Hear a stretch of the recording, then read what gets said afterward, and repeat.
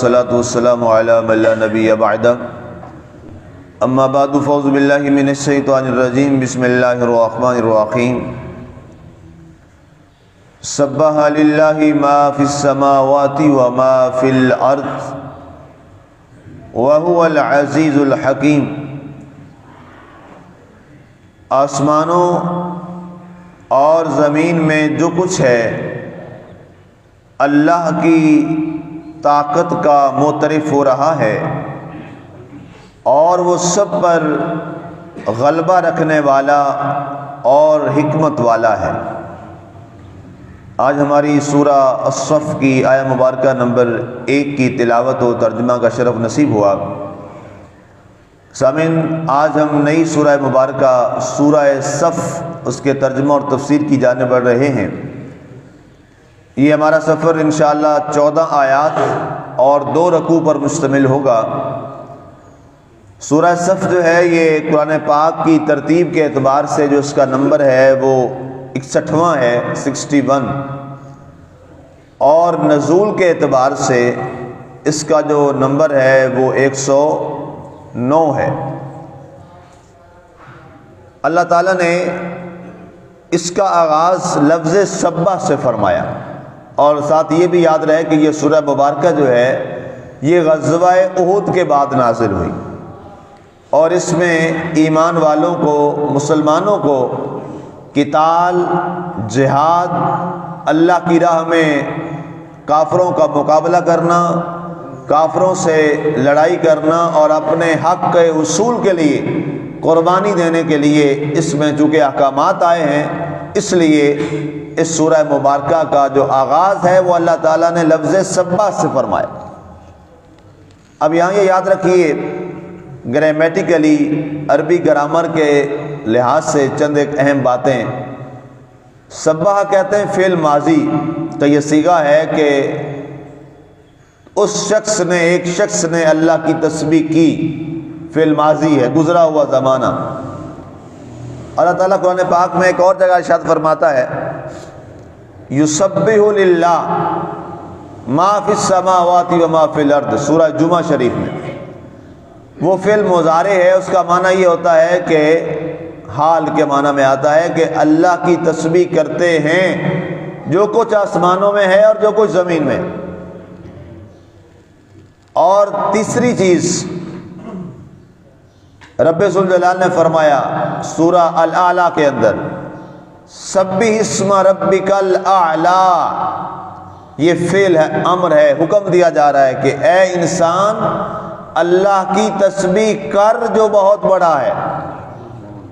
اب یہ غور طلب آتے ہیں 3، ایک ماضی ہو گیا، ایک حال اور مستقبل ہو گیا، اور تیسرا امر ہو گیا، حکم ہو گیا۔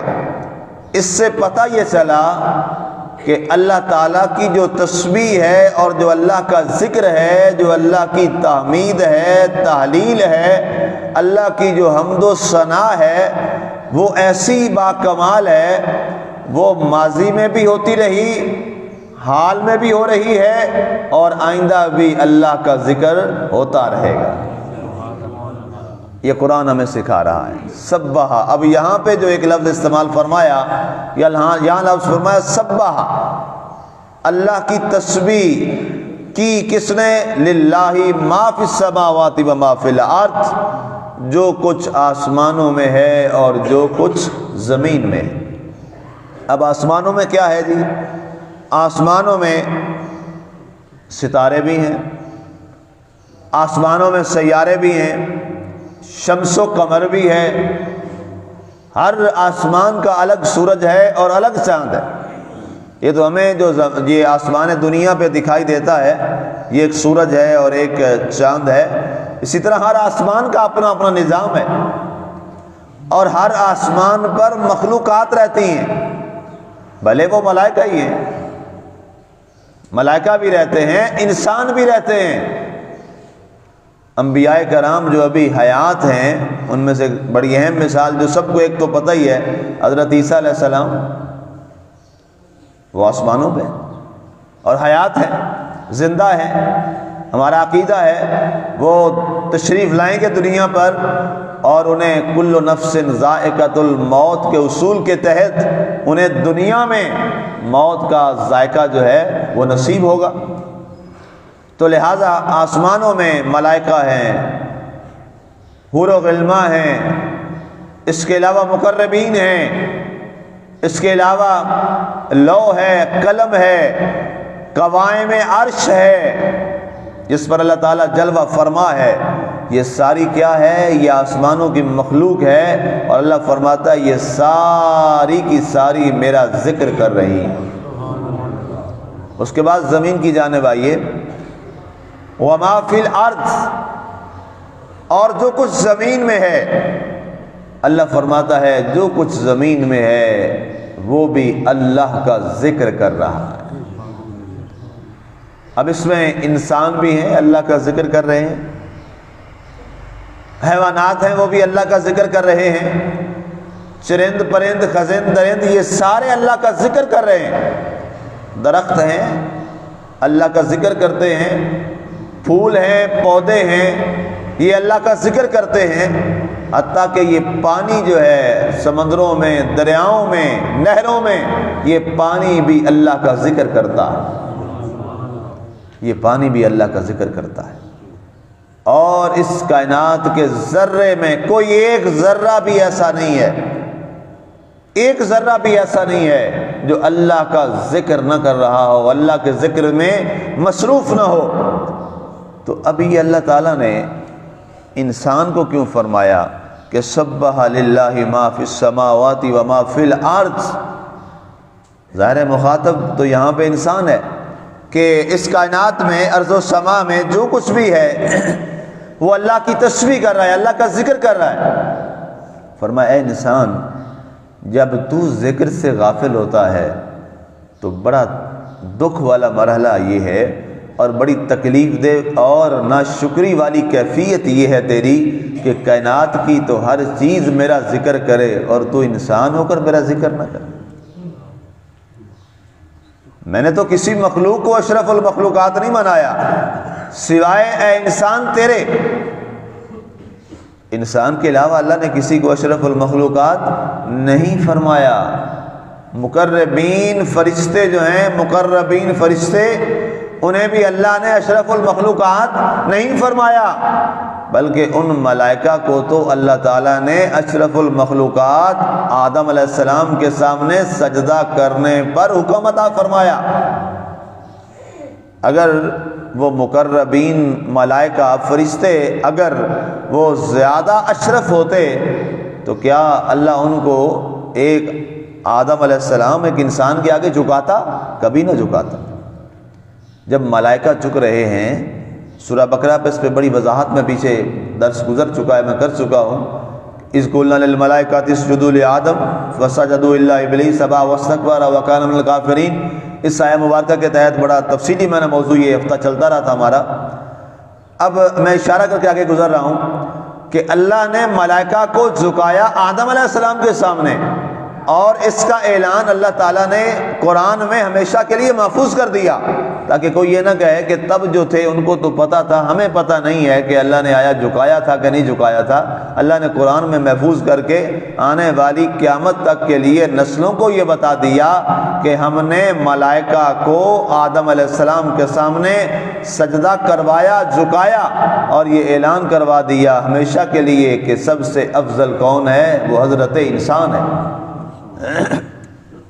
لیکن کسی کو کوئی افضلیت ملے، عزت ملے، شان ملے، مقام ملے، اور وہ اپنا مقام محفوظ نہ رکھ سکے اور اس عظمت کو بچا نہ سکے، پھر اس سے بڑا بدبخت بھی کوئی نہیں ہوتا۔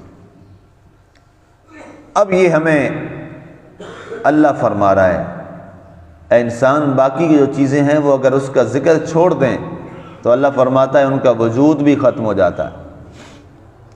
درخت اللہ کا ذکر کرنا چھوڑ دے فوراً خشک ہو جائے گا، فوراً خشک ہو جائے گا۔ ملائکہ ایک لمحہ کے لیے اللہ کا ذکر چھوڑ دیں، جو کہ انہوں نے کبھی نہیں چھوڑا، ایک لمحہ کے لیے بھی چھوڑ دیں، ان کا وجود ختم ہو جائے فوراً۔ واحد یہ اللہ کی مہربانی انسان پر ہے کہ یہ اللہ کا ذکر بھی نہیں کرتا اور پھر بھی اللہ کی زمین پہ دندناتا پھر رہا ہے۔ اللہ فرماتا ہے میں پھر بھی تجھے مہلت دے رہا ہوں، میں تجھے پھر بھی رعایت دے رہا ہوں اور تجھے ابھی پھر بھی موقع دے رہا ہوں کہ اے حضرت انسان واپس آ جا، لوٹ آ، تیرا مقام جہنم نہیں ہے، تو جنت سے آیا ہے۔ ہم جنت سے آئے ہیں جی۔ حضرت آدم علیہ السلام کو کہاں سے لایا گیا تھا؟ جنت سے لایا گیا تھا، آپ جنت سے تشریف لائے تھے۔ اللہ فرماتا ہے تیرا جو اصل مقام ہے وہ کیا ہے؟ وہ جنت ہے، اور تجھے واپس جنت میں ہی جانا چاہیے، انسان کا جو مقام ہے۔ اور اللہ فرماتا ہے میری یہ رحمت ہے کہ میں نے تیرے مقدر میں جنت ہی کی ہے، لیکن تو اگر اپنے عمل سے جہنم کا راستہ اختیار کرتا ہے تو اس میں پھر یہ تیرا اپنا فیصلہ ہے۔ مقام بھی جنت ہے، اللہ نے عطا بھی جنت فرمائی، اور اللہ تعالیٰ جنت عطا فرمانا بھی چاہتا ہے، لیکن اگر کوئی شیطان کے کہے پر جنت میں نہیں جانا چاہتا تو اللہ فرماتا ہے پھر یہ تیری اپنی مرضی۔ اللہ کی تو عطا کی انتہا ہو گئی، اللہ کے کرم کی تو انتہا ہو گئی، لیکن اس کے بعد بھی مسلمانوں یہ غور طلب بات ہے، ایمان والوں یہ بات غور طلب ہے کہ اس کے بعد بھی اگر کوئی جہنم میں جا رہا ہے تو کتنی بدبختی کی بات ہے، اور جہنم میں پھر ظاہر ہے کیسے جائے گا؟ نعوذ باللہ اللہ کی نافرمانی کر کے، دنیا میں اللہ کا ذکر چھوڑ کر، دنیا میں اللہ نے جن کاموں کے کرنے کا حکم دیا ان کو پسے پش ڈال کر، حقوق اللہ اور حقوق العباد کا کلا کما کر کے۔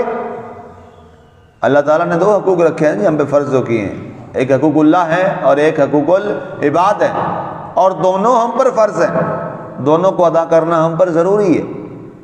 اور ان میں بھی اللہ نے حقوق العباد کو زیادہ ضروری قرار دیا، فرمایا حقوق اللہ میں تو گنجائش شاید نکل ہی آئے، فرمایا وہ میرا ذاتی معاملہ ہے، لیکن جو تم نے کسی بندے کے ساتھ زیادتی کی، جو تم نے کسی انسان کے ساتھ زیادتی کی، کسی انسان کا دل دکھایا اور کسی انسان کا دل توڑا اور اس کے ساتھ کوئی بھی زیادتی کا عمل کیا، فرمایا وہ رب میں معاف کبھی نہیں کروں گا جب تک وہ انسان تمہیں معاف نہ کر دے۔